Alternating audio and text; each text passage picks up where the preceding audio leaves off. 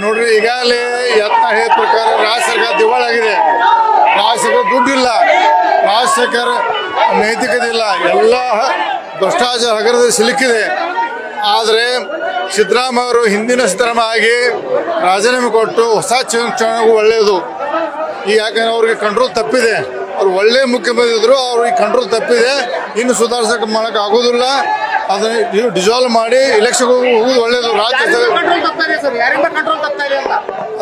ಅದೆಲ್ಲ CDC ಒಂದಿಂದ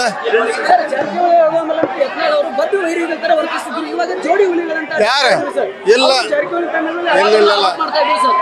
ಯಾರು ಯತ್ನ ರಮೇಶ್ ಜಾರಕಿಹೊಳಿ ಇರುತ್ತಿಲ್ಲ. ಅವರು ಕಾಂಗ್ರೆಸ್ ಪಕ್ಷ ವಿರುದ್ಧ ಮಾಡ್ತಿದ್ರು, ಜಾರಕಿಹೊಳಿ ಇರಲಿಲ್ಲ. ಕಾಂಗ್ರೆಸ್ ಪಕ್ಷ ವಿರುದ್ಧ ಮಾಡ್ತಿದ್ರು ಅಷ್ಟೇ. Thank you. ಸಾಮೂಹಿಕ ನಾಯಕತ್ವ ಯಾರು ಇಲ್ಲ ನೋಡ್ರಿ. ಬಳ್ಳಾರಿ ಬಹಳ ಮುಖ್ಯವಾದ ವಿಷಯ.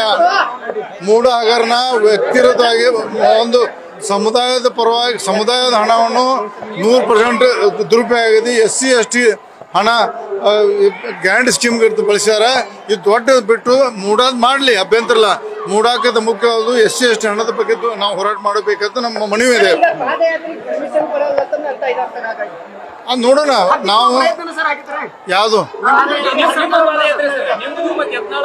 ನೋಡ್ರಿ, ಅದನ್ನು ಹೈಕಮಾಂಡ್ ಮನವರಿಕೆ ಮಾಡಬೇಕು.